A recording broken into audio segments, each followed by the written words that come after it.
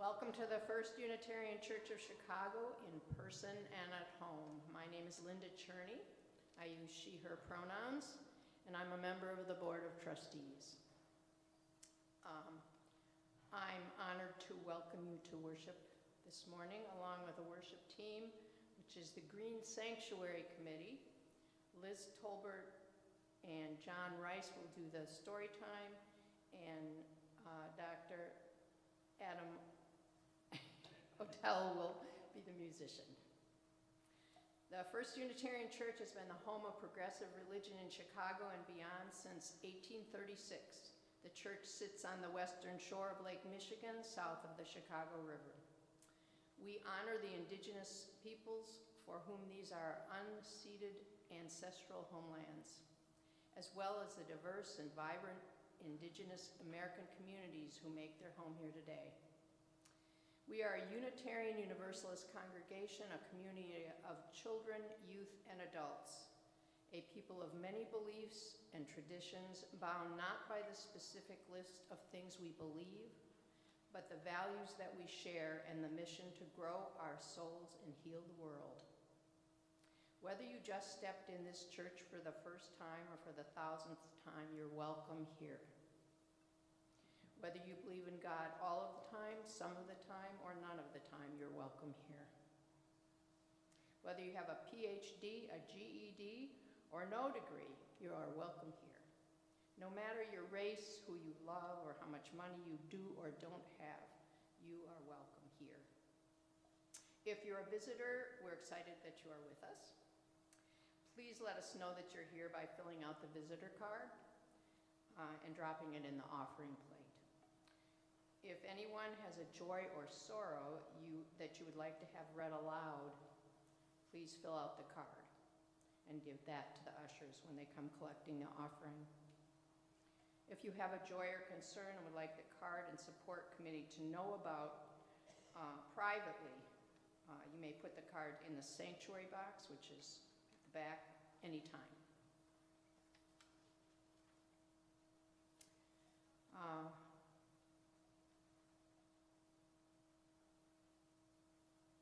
The announcements. Please join us after the service in the Chris Moore Parlor up the stairs and to your left for refreshments and good conversation after the service. And we have a special forum at 11:30 in Hull Chapel right over here. You can take your coffee and join us cultivating sacred green spaces. It's very special. I actually visited one of the space that the leader, the person speaking, will be talking about.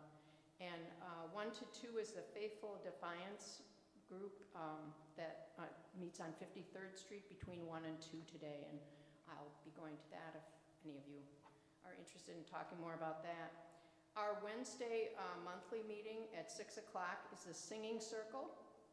That meets in Hull Chapel, and that's an open event to anyone. And the Life Circle will also be happening at the same time in Chris Moore, and for those who have signed up ahead of time. Also up and coming, La Tiendita. Volunteer is Monday, 4 to 6. And you can note that in your bulletin. And also, we have a prom announcement. Did you want to do that, Andrea?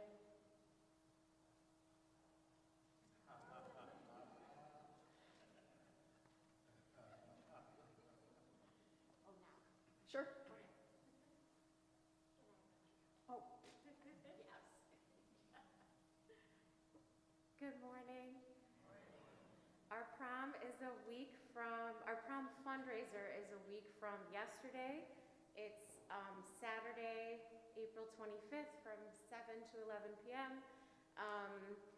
We will be selling tickets again in Chris Moore Parlor. A lot of you have volunteered. A lot of you have bought tickets. Thank you so much. A lot of you have donated raffle prizes. We still need some more of those. And I'm going to be sending out emails to all the volunteers today.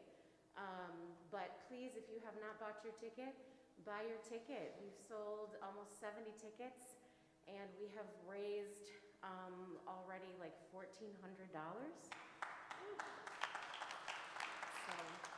And we will sell more from drink sales and raffle sales.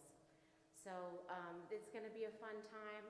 Wear whatever you want, but you're encouraged to wear either like prom attire or dress for your favorite decade. I will be dressing from the 80s. So please join us. We're hoping to raise several $1,000s for the church. So hoping to see you there this Saturday.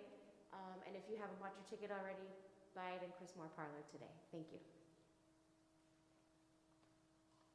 One last announcement. April is Autism Awareness Month. 1 in 31 people fall somewhere on the autism spectrum. Let's educate ourselves to be a welcoming community to all diversity, including neurodiversity.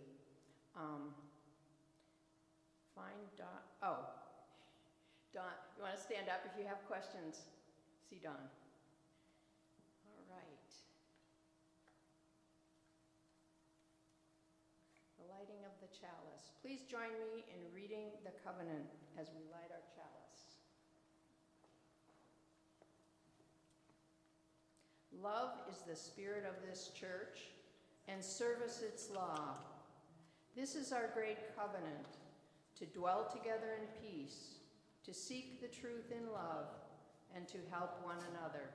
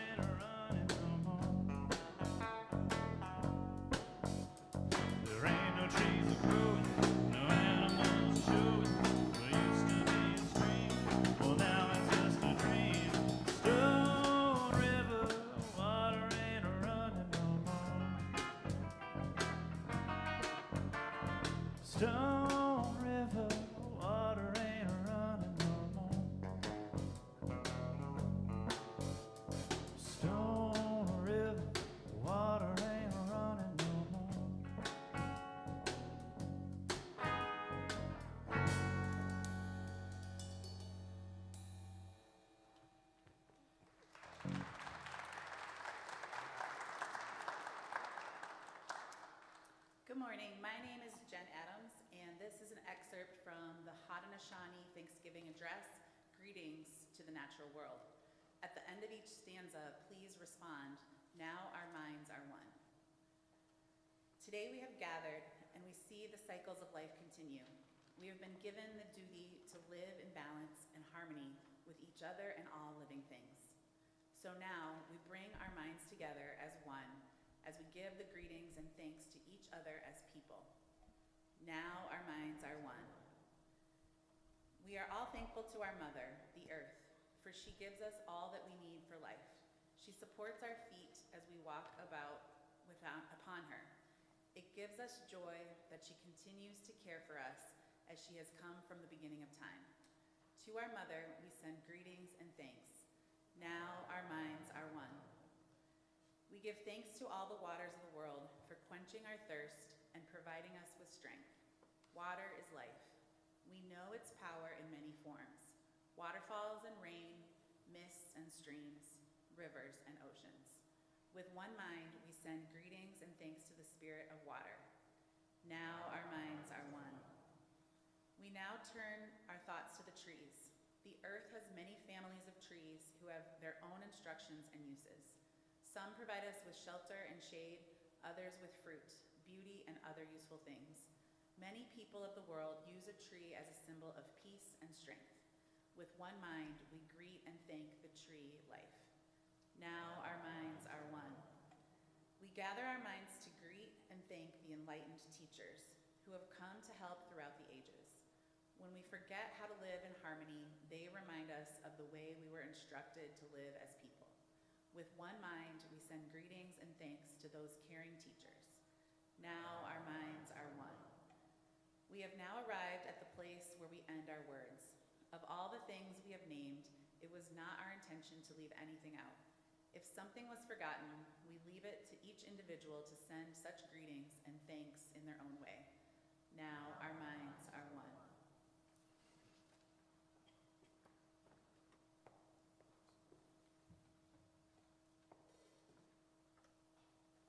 Earth Day is April 22.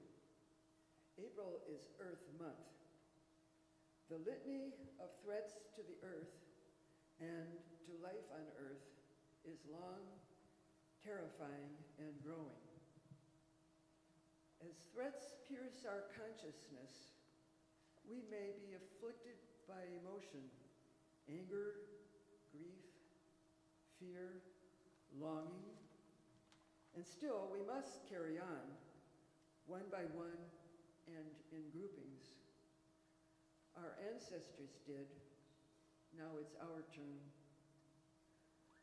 We know that children may experience life purely, one emotion at a time. But maturity brings the ability, even necessity, to experience conflicting emotions. Complexity, grief and gratitude, love and anxiety, etc.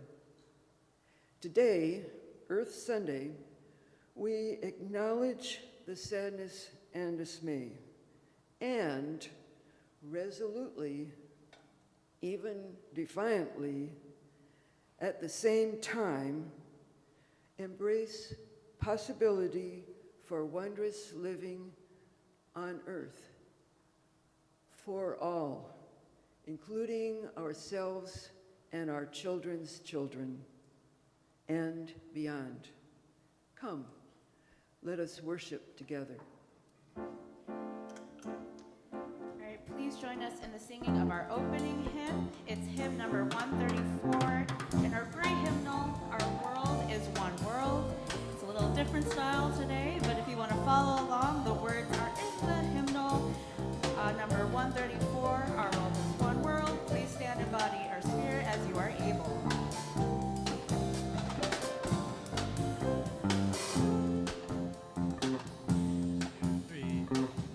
Our world is one world. What touches one affects us all. The seas that wash around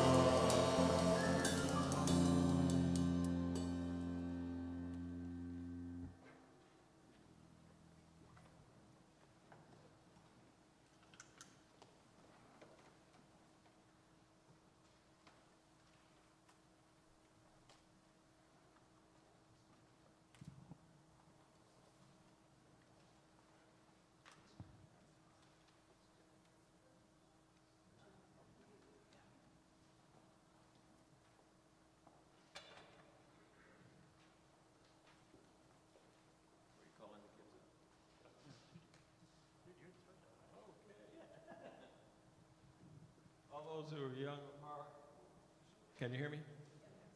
All those who are young of heart and feel young of heart or actually are, please come forward and have a seat here on the rug.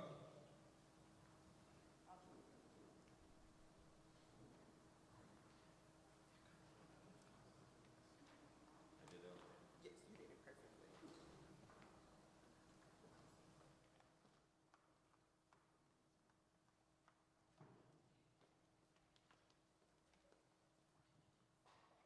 Good morning.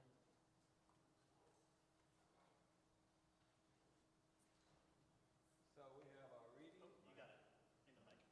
So we have a reading today from a book called Water Protectors, and it's by Michelle Goad. Oh, yeah, here. Yeah, go ahead. Okay. You go ahead and start. Go ahead. Water is the first medicine, Nokomis told me.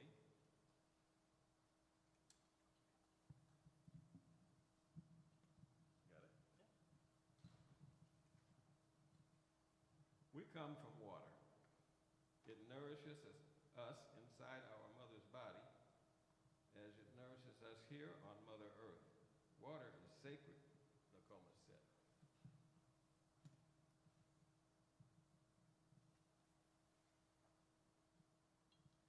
We stand with our songs and our drums. We are still here. The river's rhythm runs through my veins, runs through my people's veins.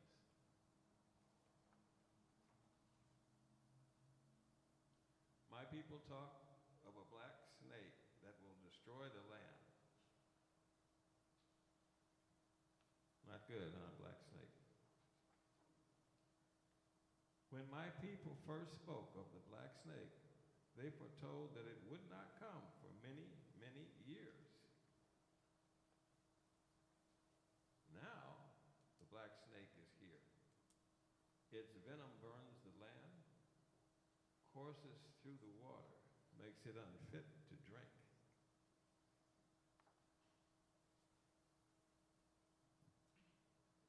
Take courage. I must keep the black snake away from my village's water. I must rally my people together to stand for the water, to stand for the land, to stand as one against the black snake.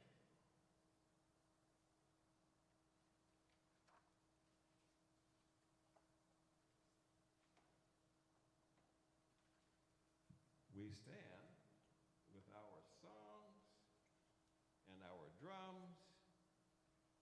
We are still here. It will not be easy. We fight for those who cannot fight for themselves, like the winged ones, the crawling ones,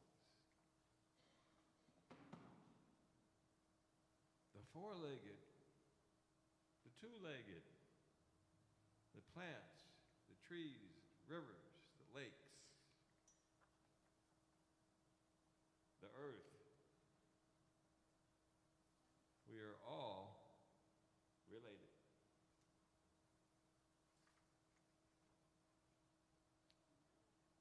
Tears like waterfalls stream down, track down my face, track down my people's face.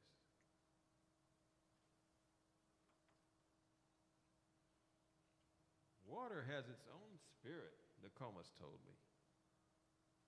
Water's alive. Water remembers our ancestors, those who came before us, she said.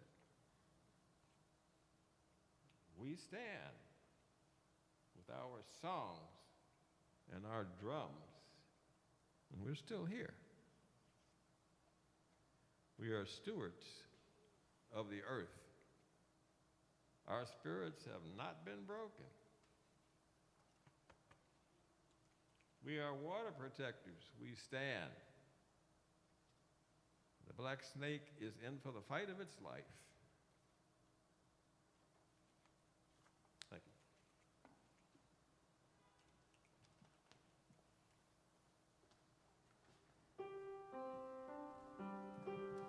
we invite everyone to turn and greet your neighbor.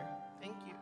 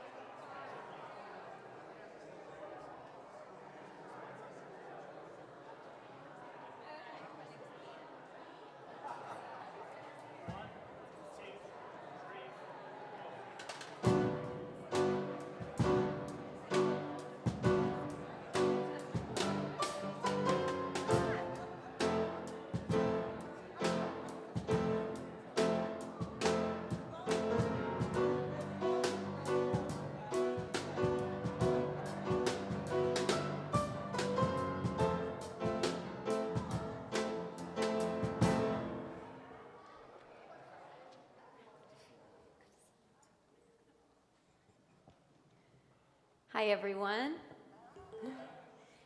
My name is Lisa Martin, and I came to First U for the first time 19 years ago. It was February, and there was a blizzard outside, and it was the first Sunday in February, and I was pregnant, and I had a 2.5-year-old daughter in tow as well. And I blew through the door because it was a blizzard, and I met Bobby for the first time, and there wasn't very many people here that day because it was a blizzard, right? And she says, well, what brings you here today?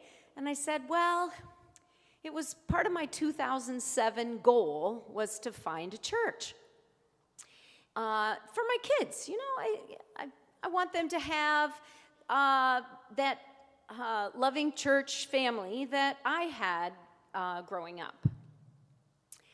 And my dad is a minister, but has a totally different religious view. So this community is really important to me. It's not how I was raised to believe, but it is how I believe. And I appreciate that I'm in a home where I can believe as I choose, and no one thinks anything of it. They're like, okay, reincarnation? Sounds cool? Great. So I may have been here before, and I'm glad to be back.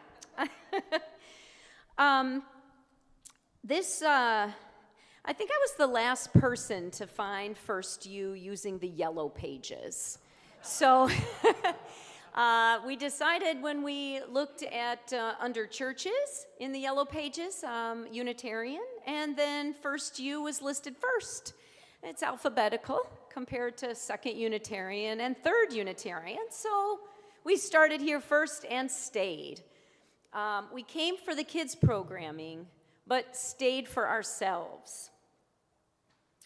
I've been on many committees here over the years, and I can't remember all of them. I started a UU Wild group, mostly because with these little children, Yeah, at your chest. Yeah. it's too loud? Yeah, too many pops. Yeah, you're good. You can hear pops? Okay, all right. I don't even know what that means, but hopefully you can still hear me just fine without pops. I started a UU Wild group, which is, I called it Women Involved with Little Dependents, because I wanted to find friends and who also had little ones and felt like it was a lot.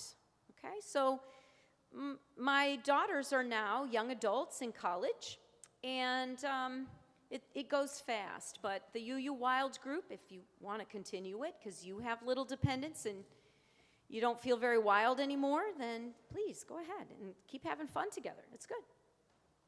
I found this church family that loves and supports me, even through my divorce and my coming out process. This church family is more supportive than my actual family in Iowa, and I appreciate each and every one of you so much. I'm now putting together a First U LGBTQ crew. So, if you identify that way and want to be part of this group, let me know. We are putting together a Pride service June 14th, and we would love to have a group involved, and that will be awesome, and other activities as well. This family is why I pledge my support, and I'm also going to increase my support for this church financially. Everything we do here, not just on Sunday, but every day of the week, is only possible because of the support. We support ourselves. We don't have outside funding. So that's why we are always doing fun things to raise money to be here together with our lights and heat, which is usually, an issue until now it's warming up outside. So that's good too. It will take every one of us contributing in order to reach our goals for the next year. And please make your pledge today. You can simply stop by the table in the back. There's a little circle table back there. Ask any questions you may have. Fill out the pledge form. Go to our website if you choose. Click on Giving to First U, so that we can set our budget. It's that time of year, and we are looking forward to as much support as we can get from all of you. Thank you so much for being my family.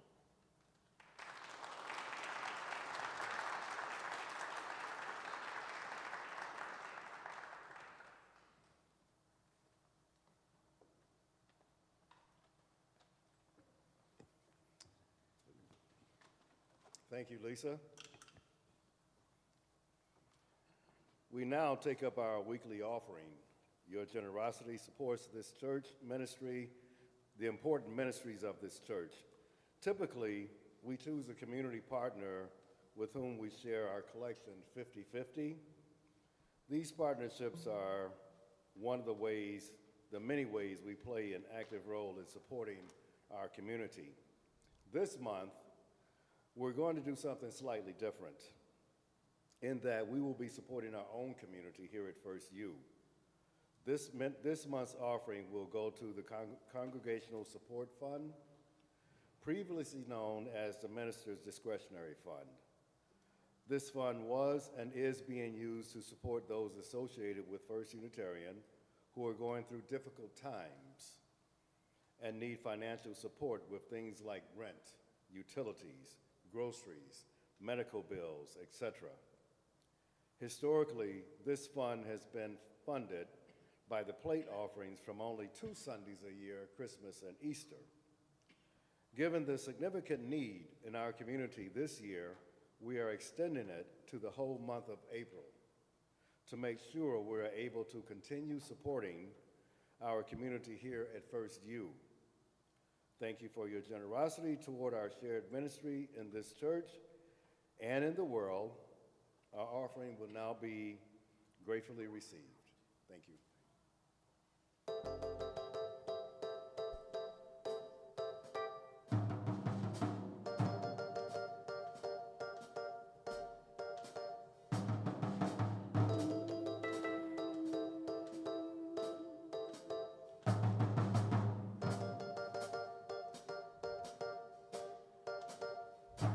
You can feel it in the streets on a day like this. The heat, it feels like summer. I feel like summer. I feel like summer.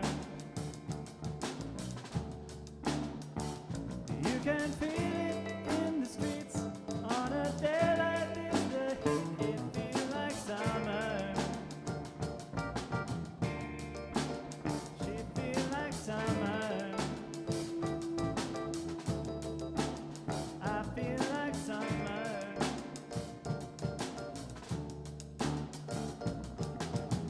7 billion souls that move around the sun, rolling fast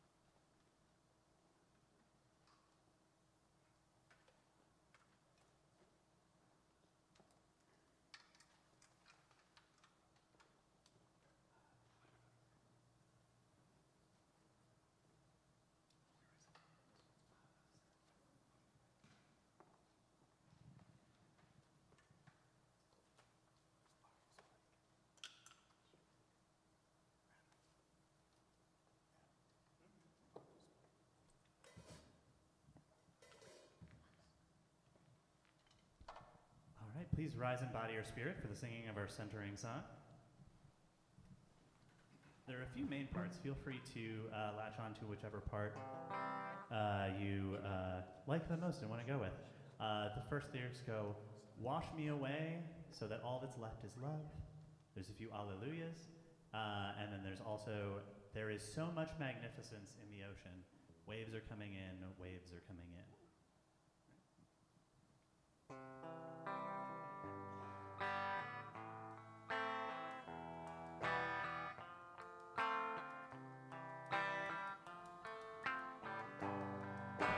Wash me away so that all that's left is love. Great Spirit, wash me away so that all that's left is love. Great Spirit, wash me away so that all that's left is love. Great Spirit, wash me away so that all that's left is love. Great Spirit, There is so much magnificence in the ocean. that's left Waves is are love. coming in, waves are coming Spirit, in. There is so much magnificence in the ocean. Waves are coming in, waves are Great coming Spirit, in. There is so much magnificence in the ocean. that's left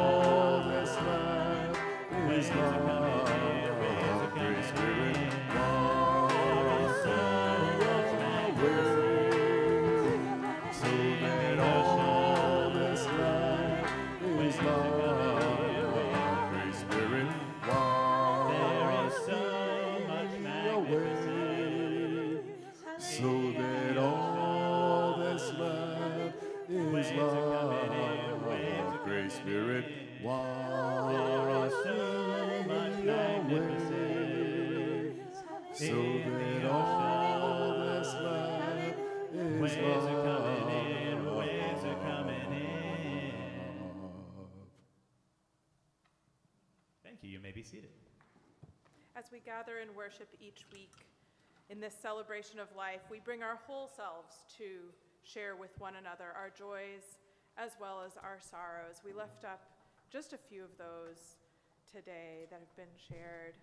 A joy that my grandparents are visiting from someone here. A joy we celebrate with you. My joy from Una, who tells us she is age 8. My joy is to be cared for, and my sorrow is that people are being mean to other people because they are different. A great sorrow. Speaks the truth. And a sorrow from Jan Holt that our 12-year-old cat was diagnosed with cancer this past week. We're trying to keep him as comfortable as possible. Pets are so important to us. Our thoughts are with you, Jan.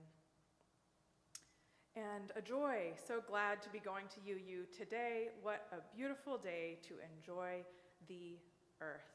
Amen. We also hold in our hearts all those who are suffering today from wars, who are unfree and prevented from thriving, who are grieving and hurt, who are fearful, worried, as Una mentioned, who are facing hate. We hold these in our hearts in this room and around the world that they might have respite. We hold in our hearts the leaders in church and state that they might find their way to wisdom and love. We hold in our hearts all who are working tirelessly for more justice and dignity, that we might be strengthened and renewed in the work of birthing a new world. We hold in our hearts, as always, all who are sick, who are struggling, who are caring for a loved one here and in our communities, that they might have comfort and know our care. for all the joys and sorrows of our community and of the world, those named and those held silently, those remembered and those forgotten. May we make space for them and keep them in our care.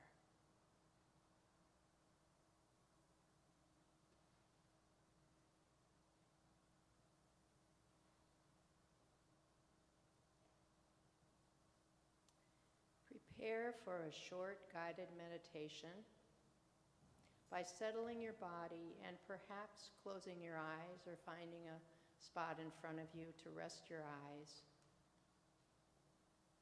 and becoming aware of the breath. We and the earth are one. Thich Nhat Hanh.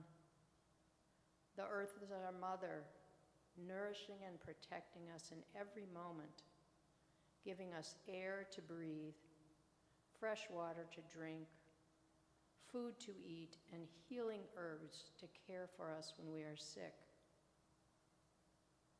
Every breath we inhale contains our planets, nitrogen, oxygen, water vapor, and trace elements. When we breathe with mindfulness, we can experience our interbeing with the Earth's delicate atmosphere, with all the plants, and even with the sun, whose light make possible the miracle of photosynthesis. With every breath we experience communion. With every breath we can savor the wonders of life. Allow yourself a quiet moment of presence to the joy and appreciation of this miracle of interbeing.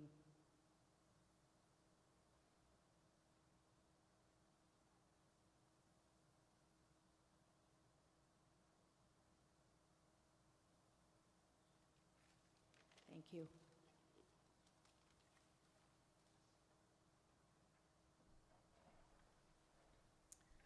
Hope is not the same thing as wishful thinking. Rather, it is located between wishful thinking and despair. It's a verb with its sleeves rolled up. David Orr. Good morning. My name is Leanne Stover-Nice. I am relatively new to Chicago and this wonderful congregation here at First U. So I wanted to say thank you to all of you for being so welcoming and open in my beginnings here. I grew up on a farm in upstate New York, in the Finger Lakes area. So my connection to the natural world was encouraged and facilitated by how much time our family spent outside. Picnics, camping, going to the lake was all part of our regular daily activity. I was someone who walked barefoot everywhere. I had calluses on my feet and would walk on the stones, and my friends would say, "How do you do that?" And it was just because I had done that for forever. And I would still walk barefoot all the time if I could, if it was socially acceptable. So in my childhood home, we reused things like our plastic bags. We had a huge garden where we grew, canned, and froze our food. We composted. We grew we had chickens, we had beef, we all of the things. And I didn't really know why. I just thought it was to save money, and that was part of what we did as farmers.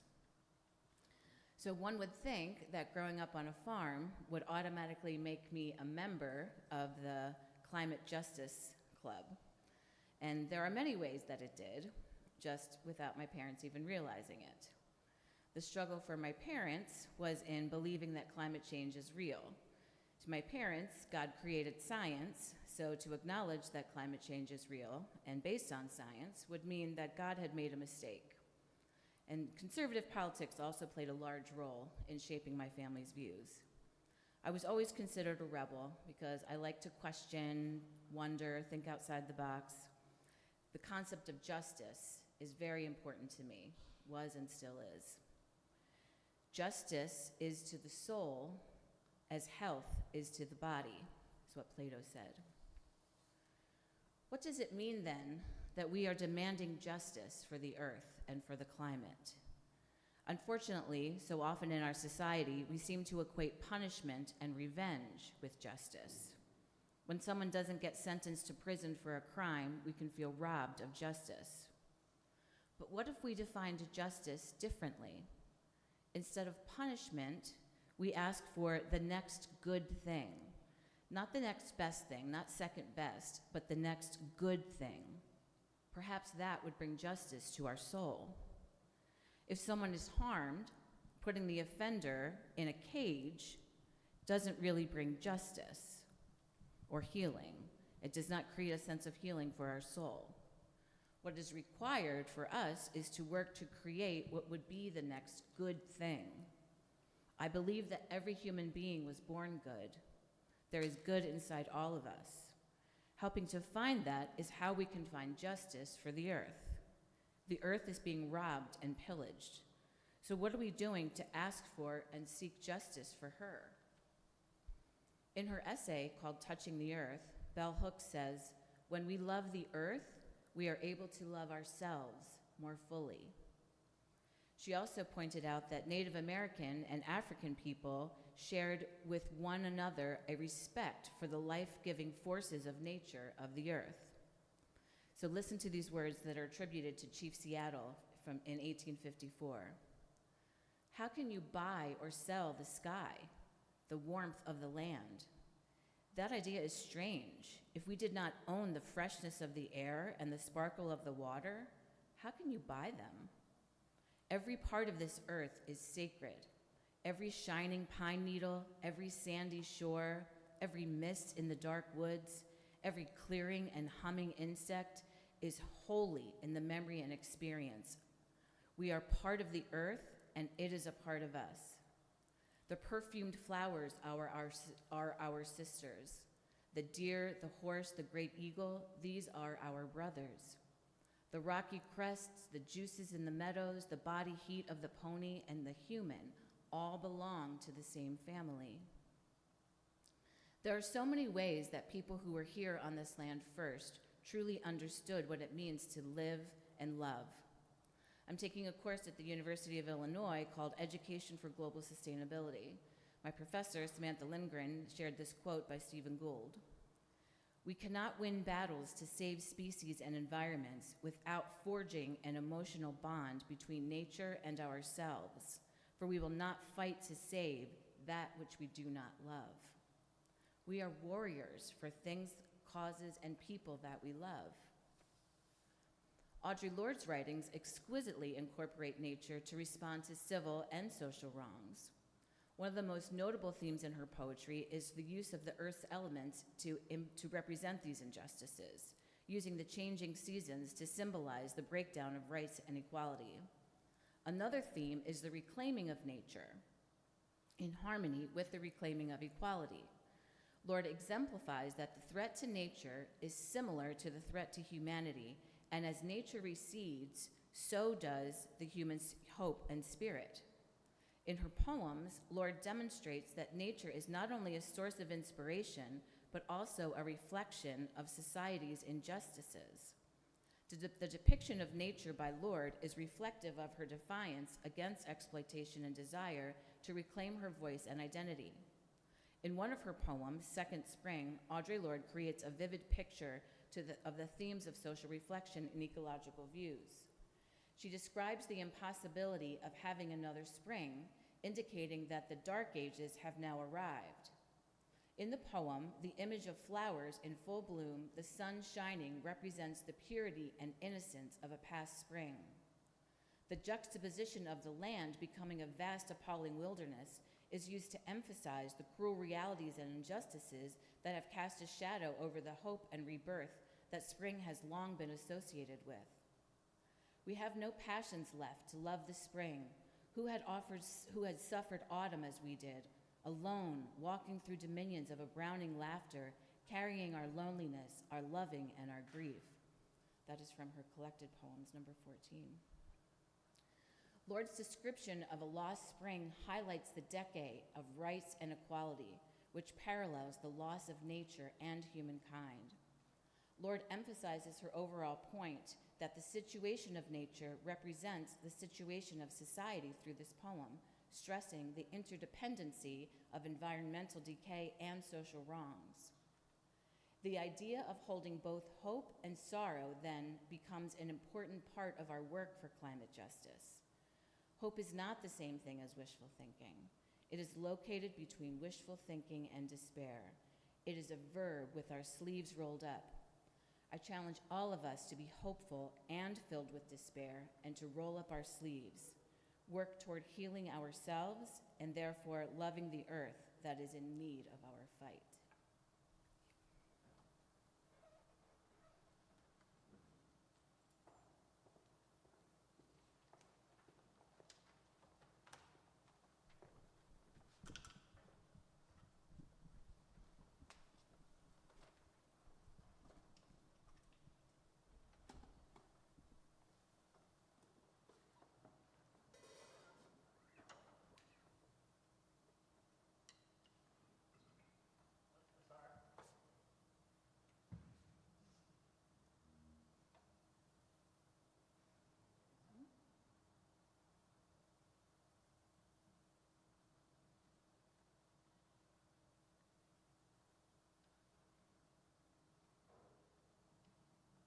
Not getting anything?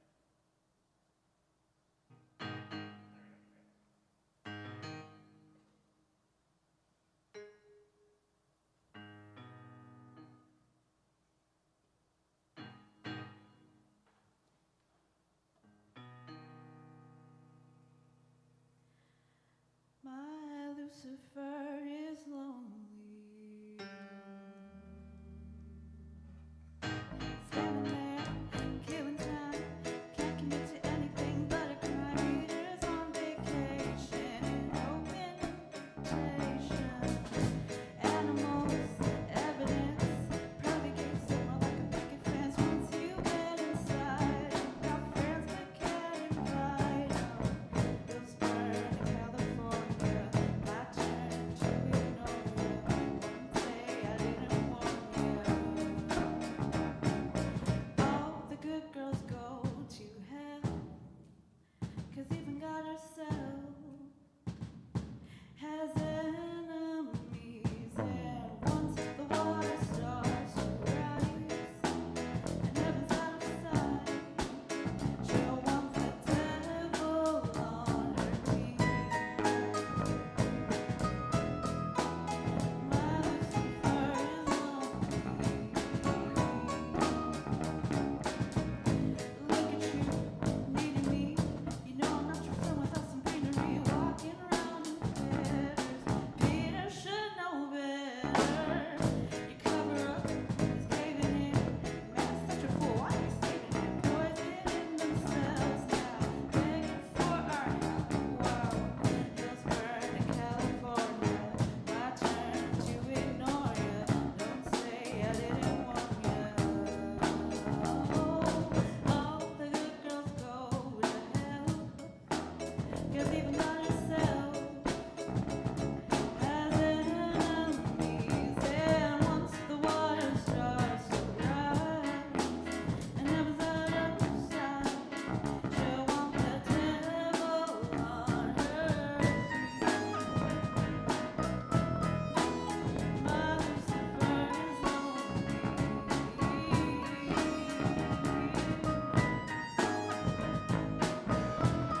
my God is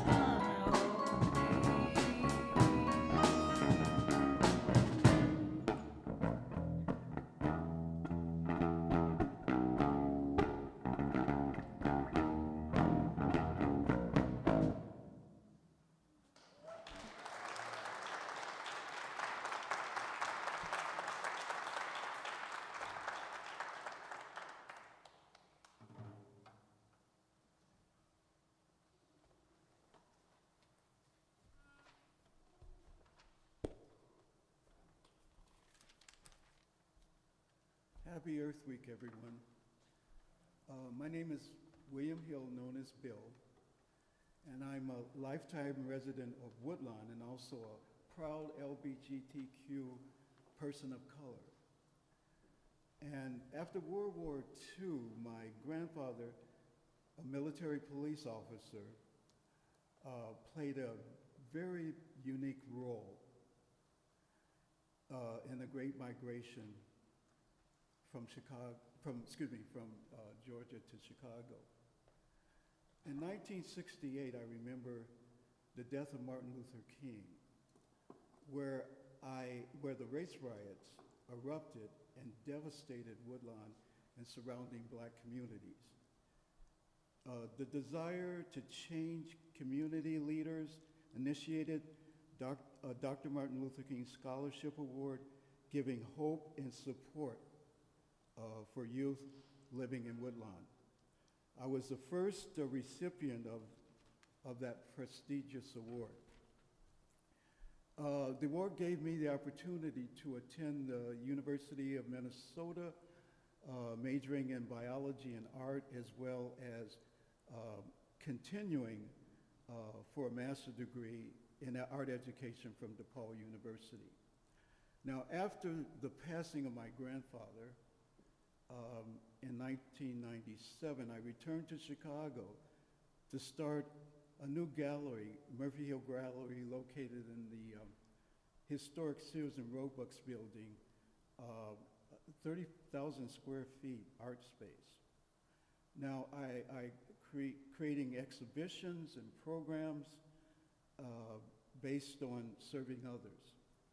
Now, I partnered with Mount Sinai Hospital to teach children born with cancer how to paint, and initiating a program with youth living with HIV, AIDS. We designed an AIDS quilt, a beautiful tapestry of self-esteem, hope for youth, as well as family members and community spirit. The highlight of my gallery career was to cultivate the exhibition East Meets West. What I did is I selected artists from the People's Republic of China and artists from the Chicago Chinatown community. And I guess for acknowledgement of that, I received the Curator's Award from DuSable Museum for African American Excellence. Presently, I continue to fuse art with nature in underserved communities, which leads me to Woodlawn Botanical Nature Center, next to High Park Academy and only a block from the Obama Presidential Center. The Nature Center is a living collection of native and cultivated plants, welcoming visitors to experience, explore, and find enjoyment in a biodiverse urban setting, helping others to create a unique bond between plants and people. Thank you.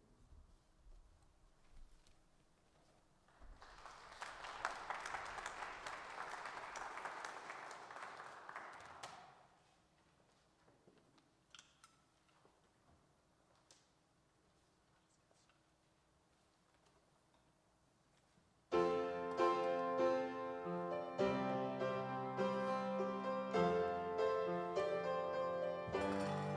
right, please join us in singing our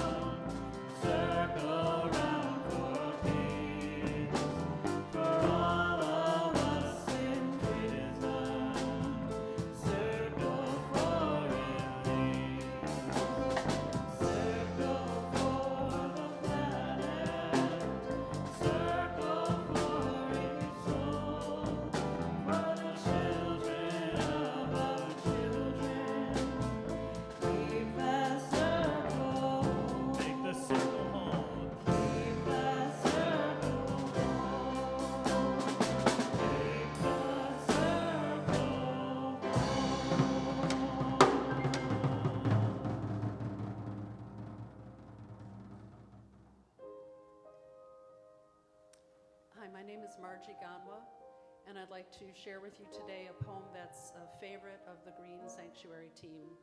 It's called Wild Geese by Mary Oliver. You do not have to be good.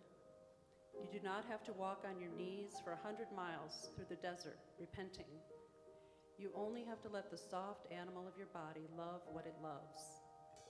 Tell me about your despair, yours, and I will tell you mine. Meanwhile, the world goes on. Meanwhile, the sun and the clear pebbles of the rain are moving across the landscapes, over the prairies and the deep trees, the mountains and the rivers. Meanwhile, the wild geese, high in the clean blue air, are heading home again. Whoever you are, no matter how lonely, the world offers itself to your imagination, calls to you like the wild geese, harsh and exciting, over and over, announcing your place in the family of things. So, as we go forth, rolling up our sleeves for the work ahead, I invite you to take the hand of a neighbor if you so choose. As the world goes on, may we all continue to love what we love. May the world offer itself to your imagination. May you go and find your place in the family of things. Go in peace, go in hope.